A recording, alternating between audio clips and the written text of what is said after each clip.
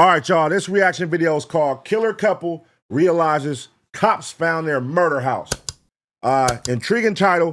You know what I'm saying? I'm interested in seeing what this is about. I have no backstory on it. Don't know what I'm finna watch. Y'all don't know what y'all finna watch. We finna watch it together, man. So let's get into it. Let's go. Step out of the car. Man, move over here. Hands up, please. Why are you doing this? Let me ask you this. What did you do to that girl? Whoa. 24 hours ago. Officers arrived at an abandoned house search for a missing girl. Akron police, anyone here? Hey, Akron is in Ohio, right? Akron, that's where LeBron James is from, right? Akron, Ohio, yeah. Someone's up there, come down with your hands up now! I think there's blood on this wall. Yeah, this looks like dried blood. Uh-oh. These cops just found the bloodstains of a missing girl. Samantha Guthrie left her mother's house the previous day, never to be seen again, and her blood was just discovered on the walls of this abandoned house. But the police are about to realize that this is a couple's murder house. And the killers have already fled across town, hunting for their next victim. Whoa. Why don't you explain what's going on? With no idea who the next victim of the killer couple could be, and with time running out, detectives find themselves entangled in a web of multiple suspects, all tied to the abandoned murder house. Wow. You're looking at some serious problems. I got nothing to say to y'all. Without my attorney present, nobody else sitting here, I got nothing to say. Boom. There you go. I ain't got nothing to say to y'all. Remember, I be telling y'all that, man. You ain't supposed to be talking to them people, man. Get your lawyer, man. Plus, this is serious. She deserves to get killed like this. Okay. Everything started in November 2018, when a mother called police worried that her daughter had vanished without a trace. It had already been more than a day since anyone had seen 18-year-old Samantha Guthrie, and the cops arrived quickly to take her mother, Joni's, statement. Okay. Hello. What's going on? I need to file a missing person. Okay, for? My daughter. Okay. How old's your daughter? She's 18. Okay, so what makes her missing?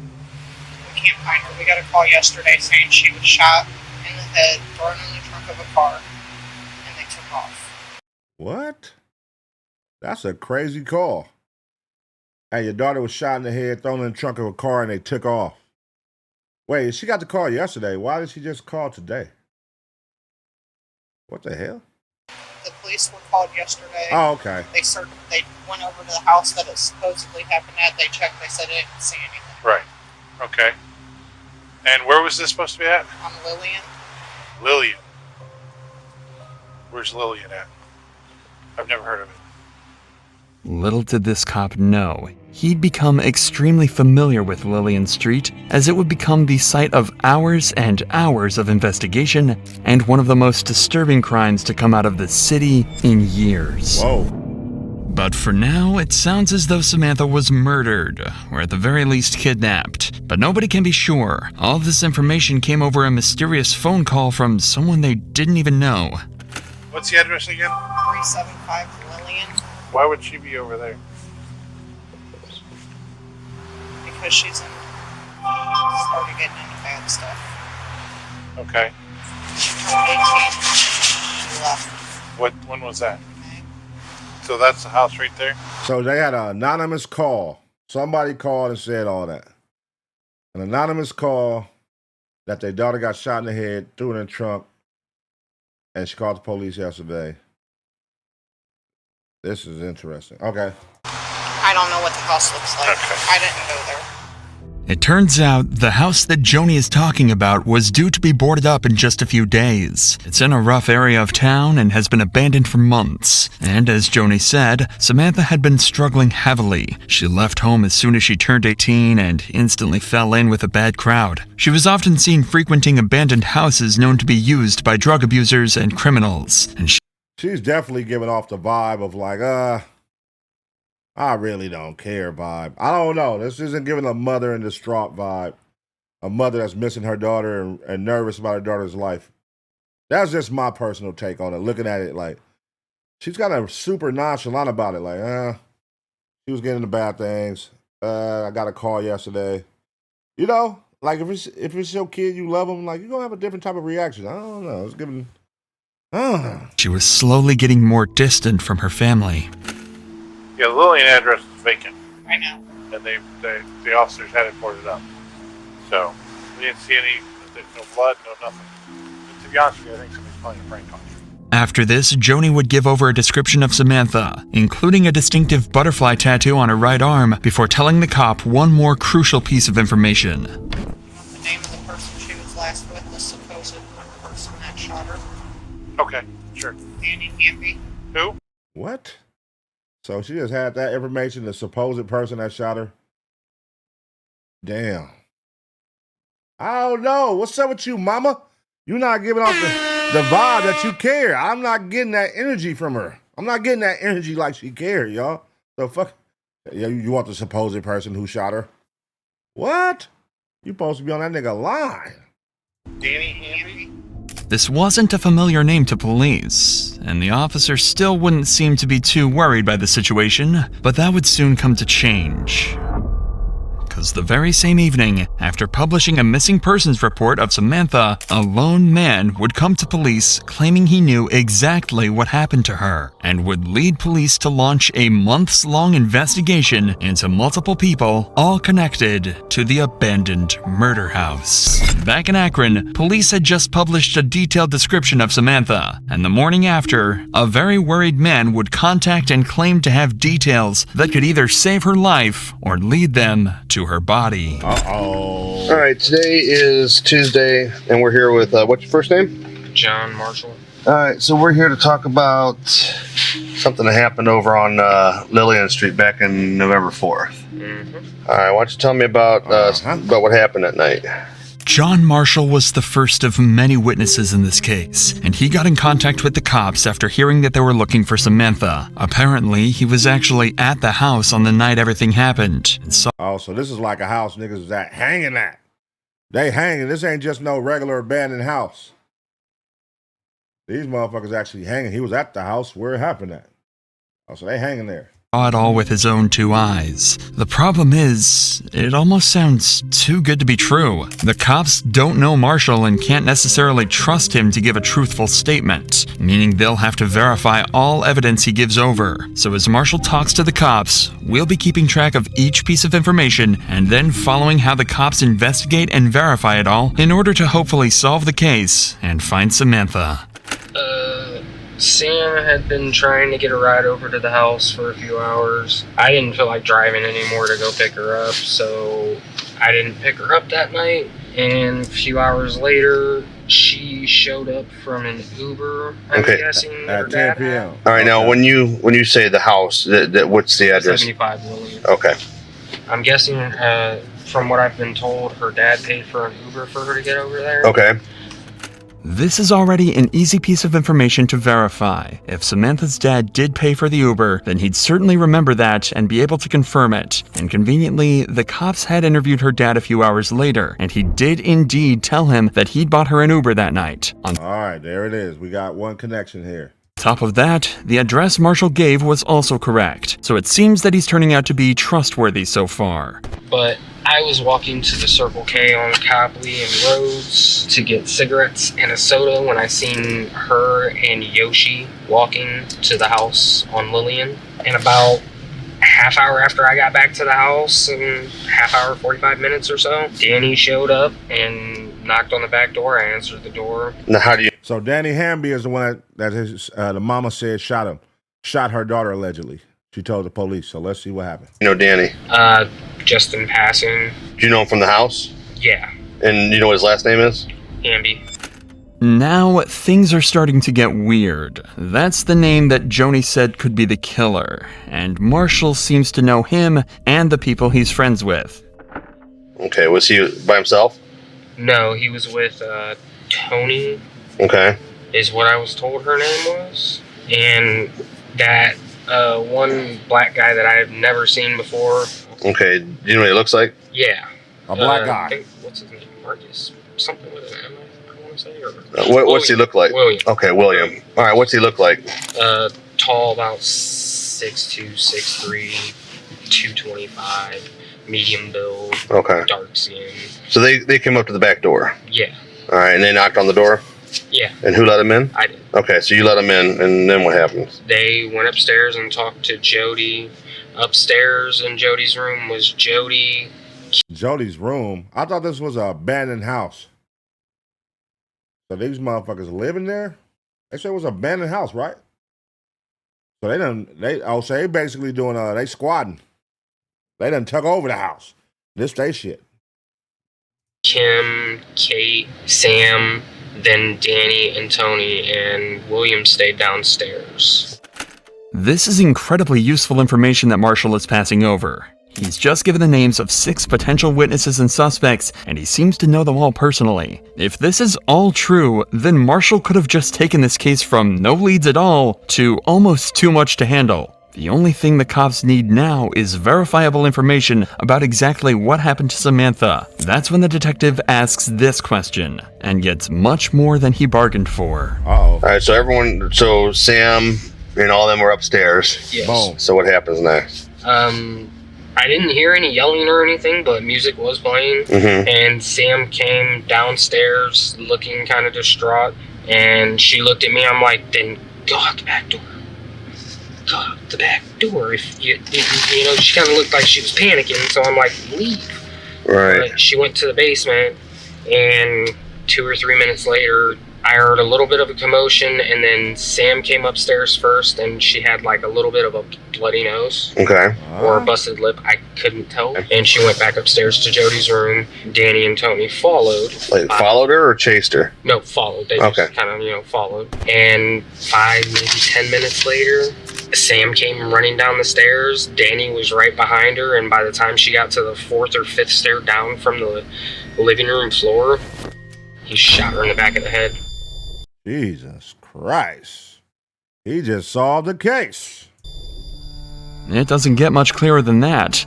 Apparently, Samantha then fell to the ground, and the house fell into disarray. 2 men named Yoshi and William then started to order Marshall and his friends around before helping to carry Samantha's body to a vehicle outside. The detective was starting to get a perfect picture of what this case really was, but so that goes back to the call that the mother received. Hey, your daughter just got shot in the head. They threw her in the trunk of a car, and woo-to-woo, and the person who shot her name was Danny Hammer. So it might have been this dude who they're talking to that probably called the mother, because he's telling everything in full detail. So it's probably him who called the mother and told her. Like they say, it was an anonymous call. So it's probably the same guy. Obviously, he's telling everybody. He's naming everybody's name. He's talking about every detail down to what step it was when she got shot. She got shot on the 4th step. Like, he's in detail. So I would say he the one that called the mother. there was still one burning question. Okay, is Sam alive? It sounded she was making noises, but in my past experiences, it sounded more like death gargles, your body's shutting down. Okay. Honestly. So she's still kind of breathing at this point. Yeah, but she got shot in the back of the head by 8 to 10 inches away with a Smith & Wesson MP40. Look at that. Look at the detail he's giving. He done gave the gun detail with a Smith & Wesson MP40. This nigga knows a lot. Now this could be one of them plot twist situations. Let's see how this plays out. This might be one of them plot twists, nigga. Like, he got there first because he knows somebody else finna tell. So he finna go tell and act like it wasn't him. It could be that. Let's see. Okay. From the sounds of it, Samantha technically survived the shot, but it wasn't looking good. If she wasn't taken to a hospital quickly, she likely wouldn't have made it, but it doesn't seem like the killers were expecting her to live. At least the cops now have a possible murder weapon, a Smith & Wesson MP40. Remember though, the cops have already searched the house and didn't find any evidence of a murder, but given the importance of this information, they decide to go back and see if they missed anything. At this point, Samantha's life hangs in the balance. If they find a single bullet casing or blood splatter, it likely means that Marshall was telling the truth and Samantha is long dead. So just put up. Everybody, is anyone here? Make yourself known. They done cleared house.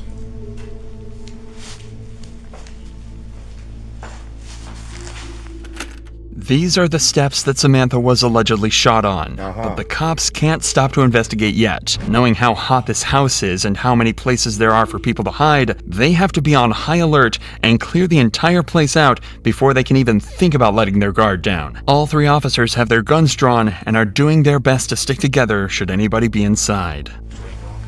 I'm going left. I can't get it.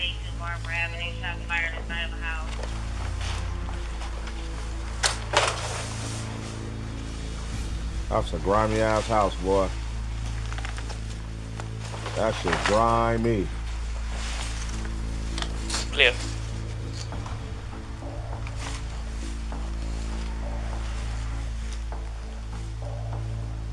That's crazy how people can actually live in those conditions, like actually live there. And on top of that, not only live in those conditions, have like a spouse living with them, a boyfriend or a girlfriend that be living with them in these conditions. It's like, God damn, this shit look crazy.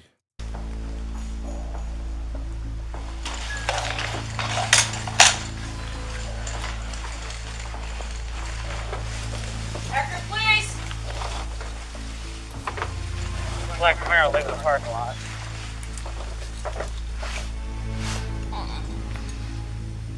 By the looks of it, Dad came here. Looks like a dad came here? Huh? It seems like the house is empty, but it's a complete mess. There's no obvious evidence of a murder anywhere, so it's now clear why the cops didn't find anything their first time here. However, Marshall had told them 2 very important things: exactly where the shot was allegedly taken, and more importantly, that William and Yoshi had actually come back to clean up the scene. That means that any signs of the murder could be extremely difficult to find, but not impossible. In fact, you've actually already seen some evidence that proves Marshall's story to be 100% true. Take another look at the marking on this wall, right below the crack. It's a little difficult to see, but that isn't graffiti. That's Samantha Guthrie's blood. Once the cops spotted this, it all fell into place. Multiple blood spatters that hadn't been cleaned up were found on the walls, as well as the bullet casings that looked similar to the bullets that the Smith & Wesson MP40 uses. Damn. So they slipped up. They thought they did something. The bullet shell casings, everything. Blew it. Marshall was telling the truth. Danny and Tony were now wanted for murder, and they had 4 other witnesses they could use to track them down and convict them. And in fact, they wouldn't have to wait long, as police were soon called to a house where a girl claimed a couple had chased her with a gun. Whoa.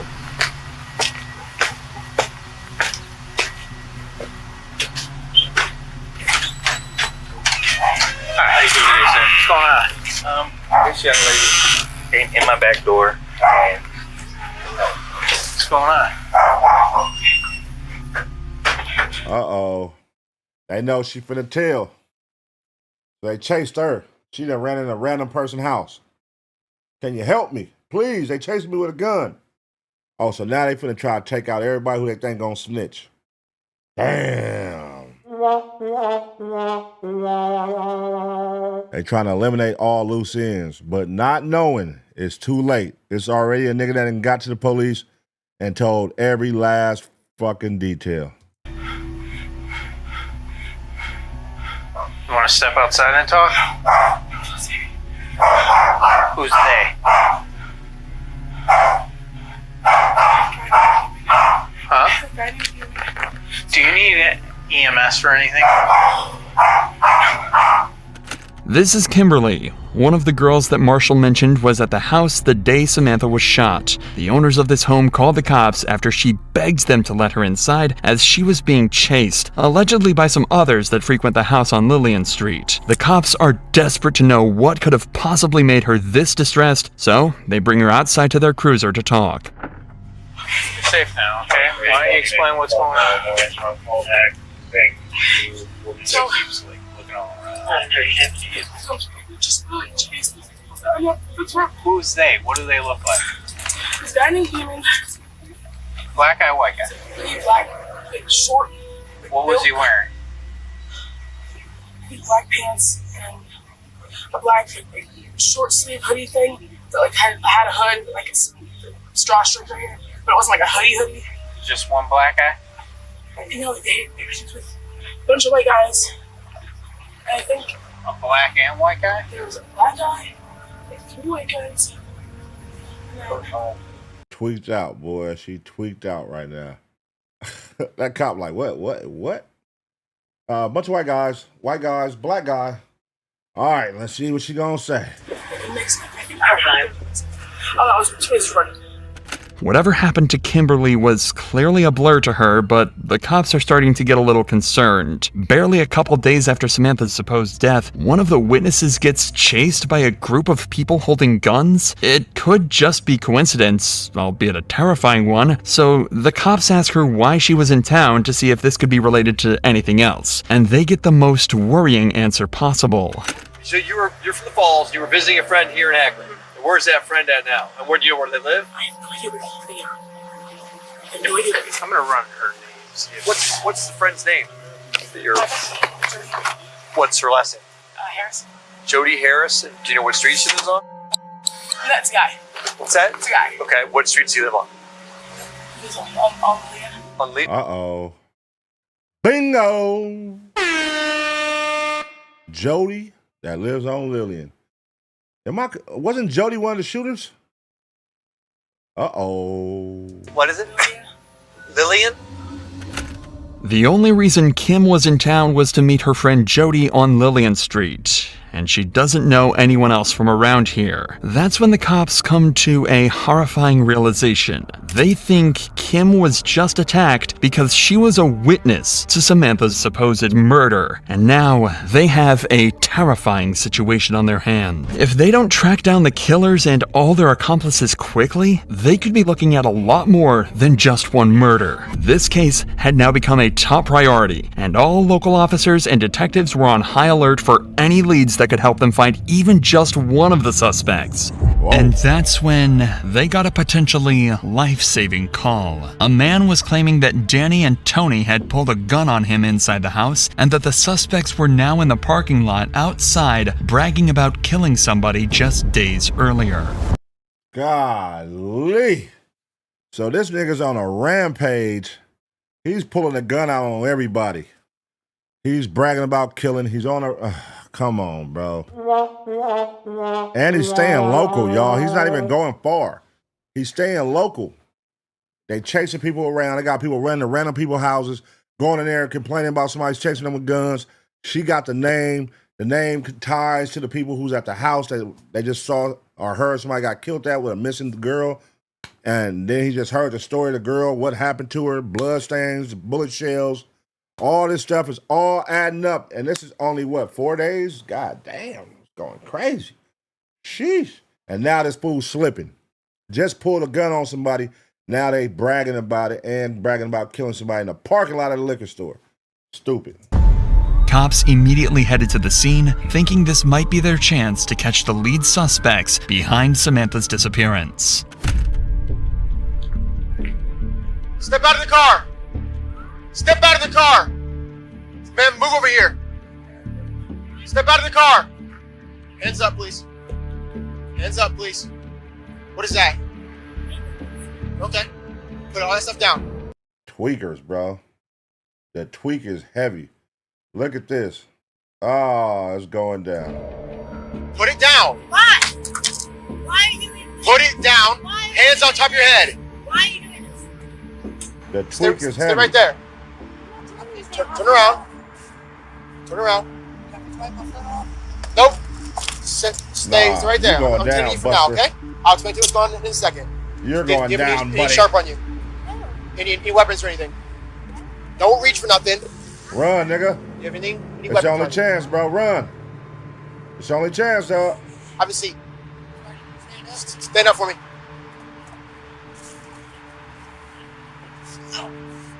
Oh, no. He's hurt.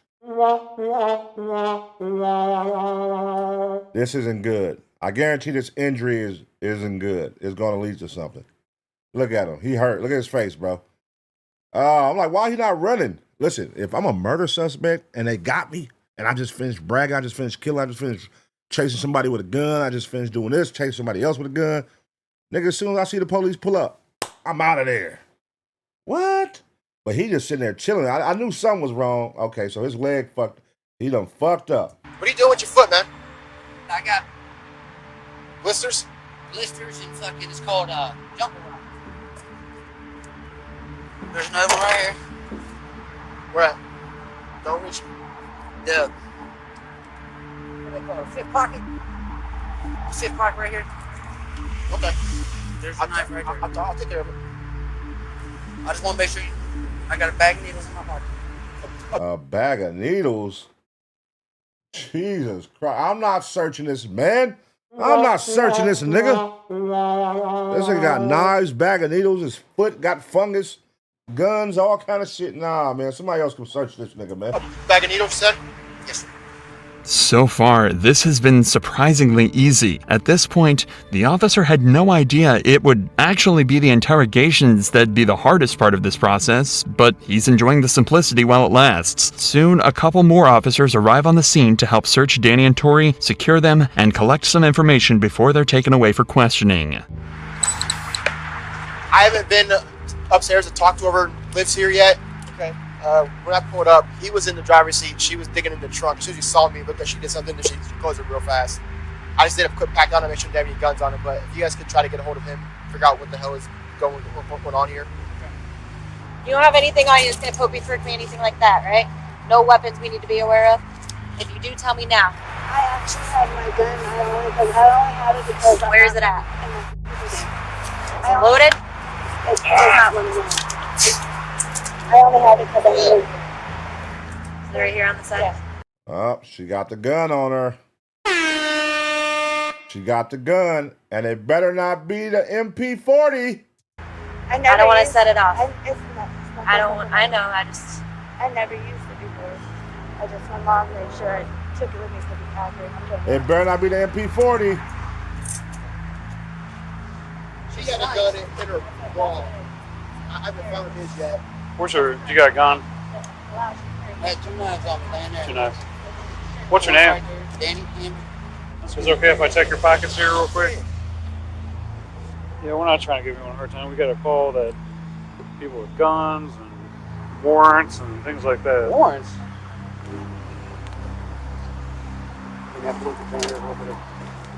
Fentanyl? No, hell no. Oh, Lord, no. What is it? Meth. Meth? I didn't say, oh, hell no, hell no. Fentanyl? Oh, hell no, hell no. What is it? Meth. Just come around here. There you go, good.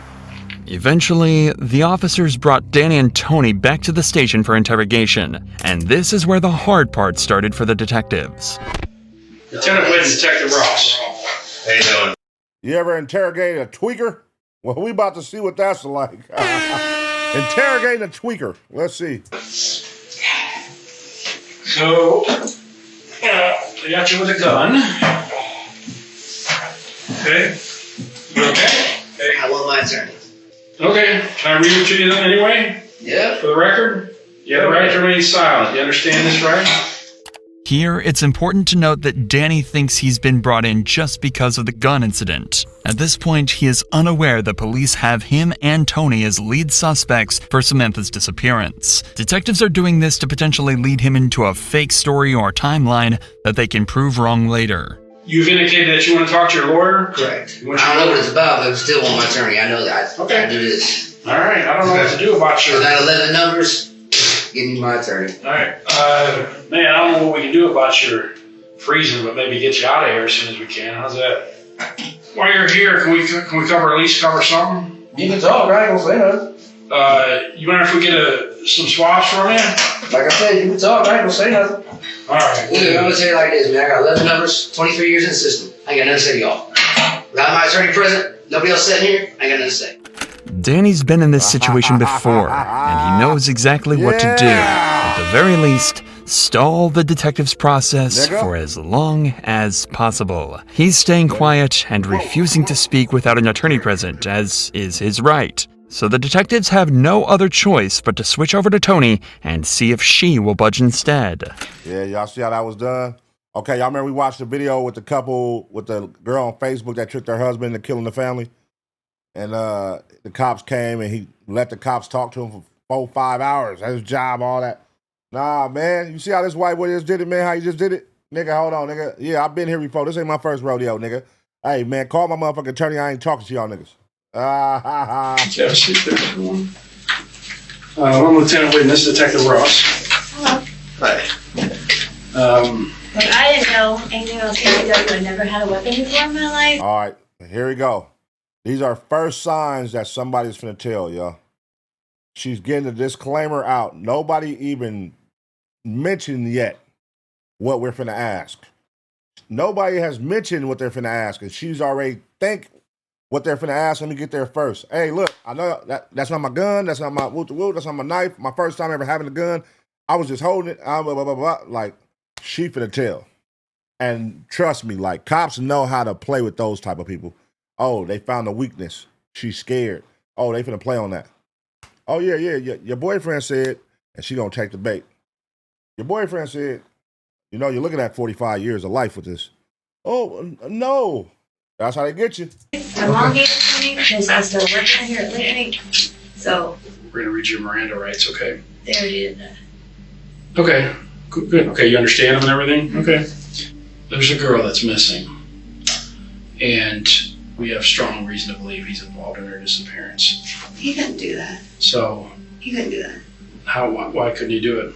because he's not that type of person. Okay, but like I said, we have a lot of information pointing to his involvement in this girl's disappearance. So what I want from you is to know if you've ever seen this girl before, and think hard before you answer, because we want to know if you've seen her. I see what's finna happen here. Let's see.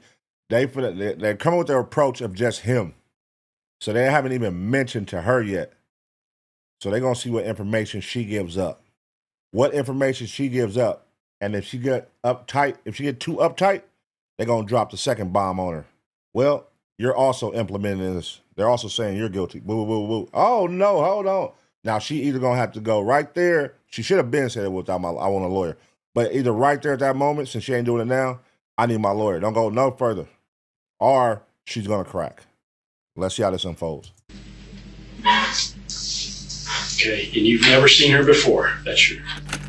They're deciding to be a lot more upfront with Tony and treat her not as a suspect, but more of a witness. It's likely she wouldn't confess to being involved in the murder, but they think there could be a chance that she'd turn Danny in if she thought it meant she'd get away. Unfortunately, though, having been on the wrong side of the law in the past herself, she's not about to help the cops out so easily. I'm going to be straight with you. He's looking at some serious problems. And from what you're telling me, if you were with him that whole time the past 3 days, which she went disappeared in the last 3 days. So if you were with him the whole time, you know what my next leap is. Well, that's ridiculous because he was with me. We were in Warren. Think real hard, because this is very important to what happens with you in the future. Okay? No, I get that. I'm not that stupid. Okay, hang on. Hear me out. So this is not a misdemeanor crime we're investigating. We don't do that, okay? When we get involved, something bad has happened. We know some other stuff went on this weekend, specifically yesterday, Saturday night, at a house in Akron. So I don't want you to get in any trouble with something that you were just along for the ride. But if you're going to sit here and tell us with you the whole time, you think you're helping him, but you're not. You're hurting yourself. Let me tell you about the house where it happened at. We've talked to people that's been at the house. They were all at this house where this girl disappeared from. In fact, something bad happened to her at the house. You know why we know that? Because the guys, we've already talked to him all day. We spent all day talking to him. And he gave us detailed accounts of what happened at that house. So you have to think hard about how you want to handle this, because if you're going to sit here and vouch for him, that can get you caught. That can get you in trouble. Ha ha ha ha ha. Let's take the guilt trip approach. We know you did it. But we're not going to say you did it. We're going to say, hey, we know. Let's get her to think that they know, which they do. They know if everything but they're going off that one man's word. So everything will have to prove to be right what he said. But let's play off of that. You know what I mean? Because if it is true and we say these things to her and hint at these things, we ain't going to say the full details yet. We're going to see where we can get her to crack at. Let's see what we get her to crack at. They're trying to get her to crack right now. But you see how he's hinting like, hey, you know what I'm saying? He still hasn't said yet, him and you. He's hinting at it like, well, you know, if you was with him, you know what that means, right? You know what that means. But in their head, they already on both of them. They're on both of them. But good cop, bad cop shit. Try to get her to turn on her nigga. It looked like she holding it down for him. I ain't gonna lie. It looks like she's holding it down. Let's see if they get her to crack. You have kids? Yes, you I have 2 kids. 2 boys? Yup, use the kids. Here it goes. Okay. What would you do if one of those boys went missing? Everything I could to find them. Okay, would you expect people to help us to find them, to locate them? Yeah. The route the detective is taking is obvious and would work on the majority of people. He's trying to scare Tony into giving up what she knows so they can get to the bottom of things faster. Exactly. See? He's trying to get her. He's trying to get her. He ain't even told her that, hey, you and him. Right now it's just him. They want her to crack. Hey, look, yeah, we're gonna let you go. Just tell us what he did, we'll let you go. Woo, woo, woo. And they still gonna wrap her ass up.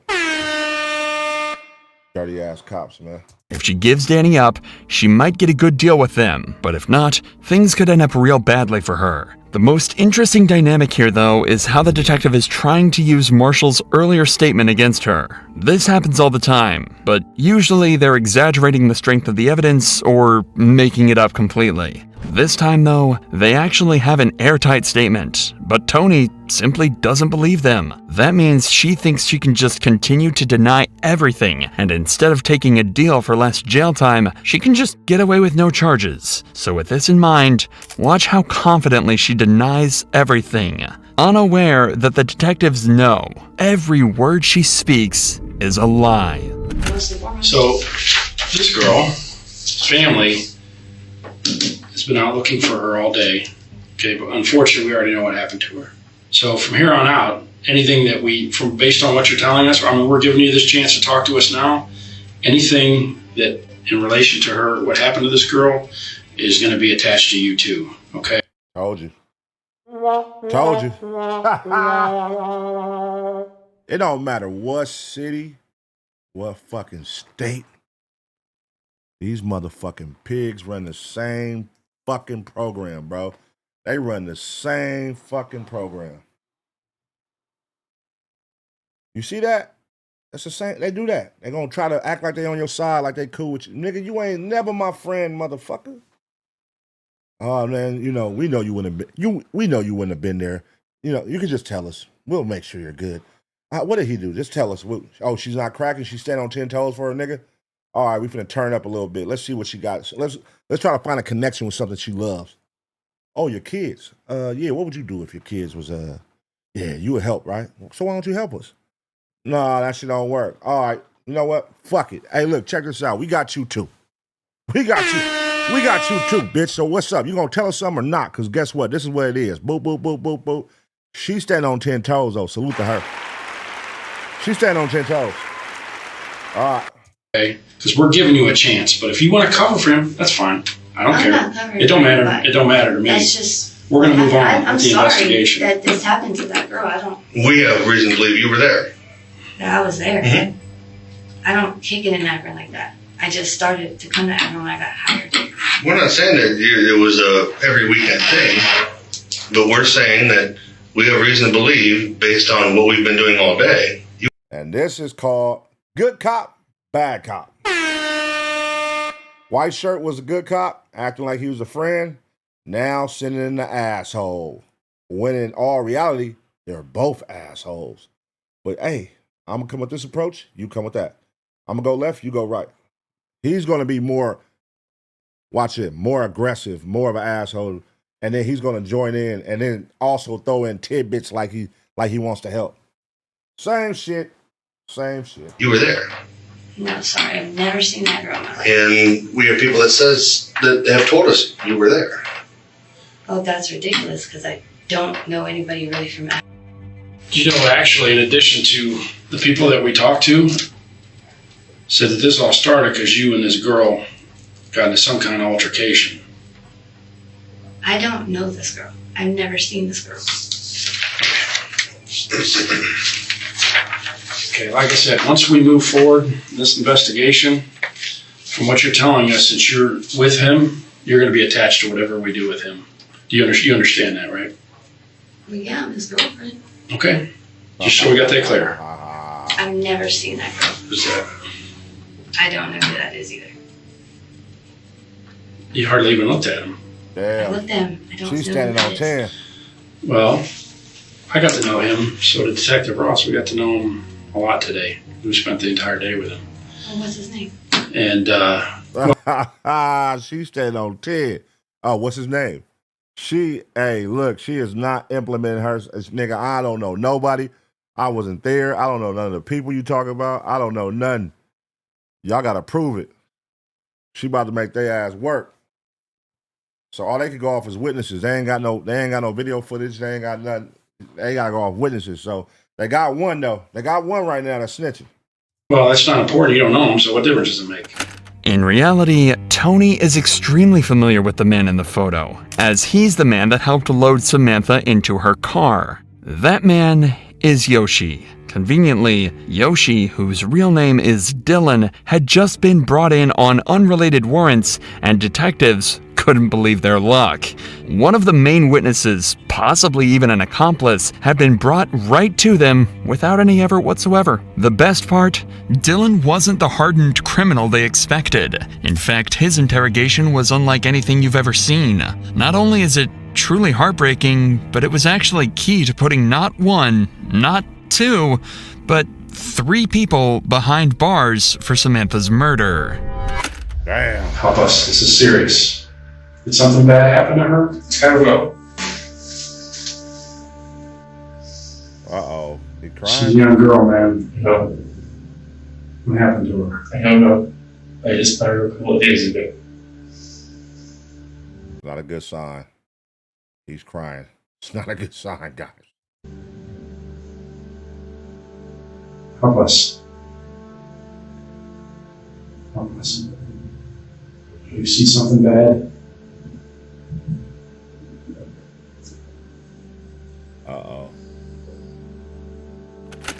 Not 5 minutes into the interview, we see an emotion painted on Dylan's face you don't often see in the interrogation room. He's holding back tears, trying to hide his face, and is exhibiting a type of stress you rarely see in criminals. He's terrified and devastated at the same time. After all, he's just 19 years old. He shouldn't be caught up in all of this. The detective picks up on this immediately and wants to figure out precisely why Dylan feels so strongly about all this. They spend some time discussing simple details, with Dylan deflecting pretty much everything. But this whole time, the stress is building up in Dylan, and 15 minutes later, the detective notices that he's on the verge of completely breaking down, and he decides to exploit this perfectly. What did you see? I told you what I saw. No, I mean, there's more that you saw. We need your help. She deserved to get killed like this. Help us. What if this was your family member, your sister? Uh-oh, here it comes. Hey, there comes a time where in your life where you have to make a right decision, do the right thing. We need your help. She's actually dead. Okay. Is she? That's what I'm talking to you about. Uh-oh. Uh-oh. Did you see something that happened to her? And 5. If we talk about it, you're going to feel like the weight of the world is off your shoulders. 4. 3. 2. He's about to crack. There's only one thing that makes a person get this emotional. That's if they saw something bad. I met her a couple of days ago. We were talking. We were having a good time. And 1. I don't know why. Don't know why what? Here we go. Why I feel so close to her. So you guys said, well, you're close to the same age, right? You felt a connection with her? Because you maybe had the same problems growing up and stuff like that? Probably. What did you guys talk about? Just life and stuff like that? Yeah. You listen to music as well? You guys listen to? You guys like? She played music. I don't really prefer music. I just like the white noise. It's tough, man. I'm sorry. I'm sorry we're here. I'm sorry we're here. I didn't find up to this point. Not talking about it, not thinking about it. I mean, I was thinking about it, but what were you thinking about? Just that this person that could have been a potentially good friend, or maybe, I don't know, is not going to be that person. Oh no, it's over. No, there's Oh, it's over. Maybe you can help her. She may not be here, but that doesn't mean you can't help her. It's over. Help her what? Let's find out what happened to her. There are hardly any words to describe what Dylan must be feeling here. Oh no. They found the one they needed, man. The weakest one out the crew. It's over. Finna take everybody down. He was clearly born on the wrong side of the tracks and fell in with a bad crowd. He also clearly loved Samantha, which is really the biggest tragedy of all. Over the dozens of interrogations with witnesses that were conducted, detectives realized that Samantha was murdered over a small disagreement with Danny and Tony. It was needless, senseless, and ruined countless lives, and Dylan is unwillingly right in the center of it all. The detective gives Dylan a moment to calm down and work through his emotions. Then he tells Dylan that he has one more chance to tell him what happened, bring peace to Samantha's family, and get to the bottom of this once and for all. I was on my way out. Sam came back in. Oh, here we go. Here we go. He's talking about being at the scene of the crime. They got a picture in front of the guy of the alleged, the person of interest. And he's finna break it on down. Let's see what he says. I guess his girl or someone came in with her. They were yelling at each other, arguing. Go towards the direction of downstairs. She turned around, came back, either slapped her or put something on her cheek or something. I don't know. And she went downstairs. While she was on the stairs, turning that corner to go down the rest of the stairs, he followed her and held the gun up, shot. I don't know where he hit her. He only grazed her. She fell on the ground at the bottom of the stairs. I had to carry her out to the trunk. So his story is he only grazed her. The first man said he shot her in the back of the head. And they're like, was she still breathing? Hey, he shot her in the back of the head. She was gurgling for blood. This man's story is he only grazed her. So the first person basically, he just assumed like, hey, she was shot in the back of the head. She was gurgling for blood. This person is speaking from somebody that knows because he looked and checked. That's the difference. He only grazed her. How do you know? How do you know it was a graze? Because the other guy said it was shot in the head. So you know something. Now you just put that on their radar. Did he make you do that? Did he make you carry her out to the trunk? I wasn't not going to. You still have the gun out at that time? No. But I mean, that's not what had me do it. I mean, there's a body in the living room and blood everywhere now. So we got all the furniture out of the living room. Or I got all the furniture out of the living room. Tore up the carpet. Cleaned up the wooded floor underneath. Where's the Damn, he telling everything. carpet gone? Oh, he All telling where everything. burned. How'd you get all the furniture out of there? I moved it. What did you do once it was outside? It wasn't outside, it's all in the kitchen. Still in there? Probably. Everything Dylan has said lines up perfectly with not just Marshall's statement, but the evidence too. Damn. That nigga just told everything.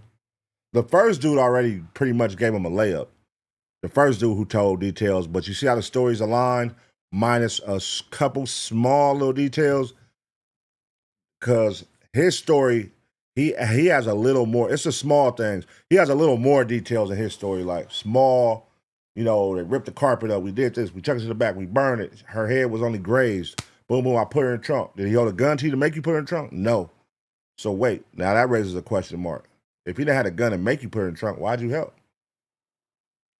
This doesn't sound like somebody who, you know, they're going to use all that against him, though. But let's see. Inside, the detectives found a fire pit where something had recently been burned. They surmised that this was a carpet with all of Samantha's blood on it. And inside, right at the bottom of the stairs we looked at earlier, a large area of carpet and drywall are missing right where Samantha was shot. However, that's where Dylan says his involvement ended, meaning he can't answer the single most important question that the detective still had. Where was Samantha's body? For that, they told the cops to turn to the fourth and final suspect that the cops had had since the very beginning, William, who Dylan said left in the car with Danny to hide Samantha's body. Our concern is obviously mostly for the family. I think you're probably feeling that way too a little bit. Whatever this girl's relationship with her mom and dad, she has a mom and dad, and they want to be able to bury the kid. We know she's dead.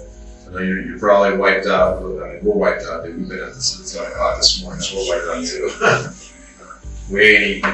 I know you probably haven't eaten either, but and I understand you're having some issues as far as, you know, where you guys actually were at. So we want you to try at least think about, like, where are you guys with the body in the back of the car. I remember going, backing out and going up the hill. And unfortunately, it's just the way that I was laying down in the back. You were like actually physically laid down, or you were like just kind of relaxing? No, like this. Yeah. Damn, everybody cracked. Everybody cracked.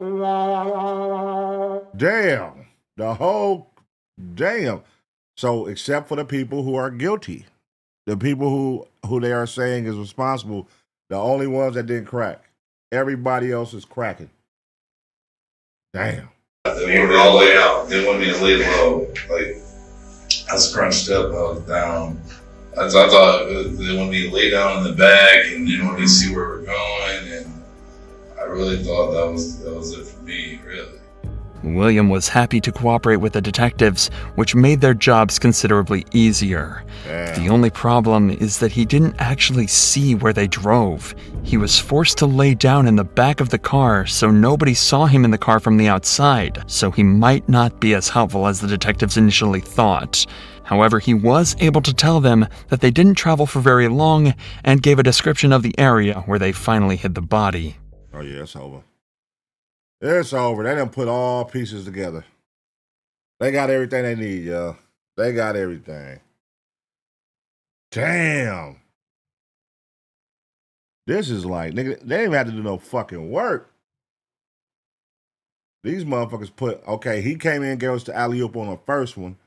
He didn't go into deep detail, but the second person came in, went into deep detail, down to the carpet. Nigga, what, we went here, we burnt this, we did that, boop, boop. Now the body, okay, now we got the person who was actually in the car with the body where it was transported to. He knows the location where it was dropped off, boop, boop, bop. That's the whole shit. They done figured it out. Damn. Was there like a lot of, was it a real rural area? Was it was getting more rural at that point, yeah. I remember just a lot of, before we got to the place with the fenced off area where he pulled in, where he wanted to just take her body to, I just remember like a lot of taller trees. I remember seeing a lot of orange, a lot of the fall colors, just really popping out. Like it was just really, really bright because there was so many trees. So I knew we were getting more work. Then I popped up to get out of the car. Like I said, it was just like a 2-lane road, not really marked, just a 2-lane road. I didn't see any cars coming and going. It wasn't the most detailed description ever, but it turns out it was all they needed. A few days later, an officer mentioned they might know an area just outside of Akron that matched the description, so they sent out a patrol car to search the area, and sure enough, they found it. Damn. Samantha's body lying amongst the dirt, not even buried, just dumped out in the open. Damn. Immediately, they were able to identify it by the butterfly tattoo on her arm that her mother had mentioned all those days ago. Their search had finally come to an end, and her family could finally make peace. The only question now was what to do with the suspects. The detectives clearly named Danny as the murderer, with Tony having a large role in the murder too. However, despite how helpful William ended up being, the rest of his interview and other witness statements implied he had a lot more to do with the murder than he initially let on. So he was charged with abuse of a corpse and tampering with evidence, with a sentence of 10 years. And the court had to decide on the fate of Dylan, the 19-year-old. They decided that he shouldn't have been involved in this, and given a second chance, he might be able to get his life back on track. So he was charged with tampering and obstructing, but he was only given 5 years of probation. Wow. 5 years of probation. He cracked the most, and he seemed the most, oh, he deserves a second chance. He's 19, good kid. He's from the other side of the tracks. He really didn't want to do this. They felt some compassion for him. As for the killer couple, Tony was given 16 years for tampering with evidence and obstruction of justice, and Danny was charged with murder and abuse of a corpse, and given a life sentence with the possibility of parole after 24 years. Damn. Wow. All right, y'all. That was a good one, man. Shit, I wasn't expecting all that. They put that together real fast. That was real quick. This was called Killer Couple Realizes Cop Found Their Murder House. And this is on Dr. Insanity Channel. Y'all make sure y'all check that out, man. Dr. Insanity Channel. That was a good one, man. I mess with that. All in all, though, crazy. Again, that lets you know, man, listen, man, stop doing these. Listen, man, don't do no crime, y'all. Crime is not the way. 2025, let it go. Don't do no crime. I'm telling you now. Everybody get caught. Everybody getting snitched on. Everybody getting told on. Your phones is getting pinged. You're caught on camera. Nigga, and worse than that, if you ain't got either one of those two things happening, it's the person next to you. Gonna fold on your ass. You know what I mean? But everybody not like the girlfriend. I mean, I think she was probably only that way because she knew she was involved and it was over her. But if it probably wasn't over her, because they said that the second to last who said it was over her. If it wasn't over her, she probably would have folded. I ain't gonna lie. It was giving that vibe, but you know. Yeah, man. Rest in peace to that young lady who lost her life. Condolences to the family and all that. But yeah, again, man. Just say no to crime, y'all. That's the moral of the story. Just say no to crime. This ain't cool. Make sure you smash the like and leave a comment, all that good shit. We gone. Hey, shout out to you for tuning in. Now be sure to smash the like and download Underdog Fantasy. All you have to do is pick higher or lower on players and you can win big. If you want to make some extra cash and have more fun while you watch sports, download Underdog and get up to 1,000 times bonus cash. Just use my code, AceBoys.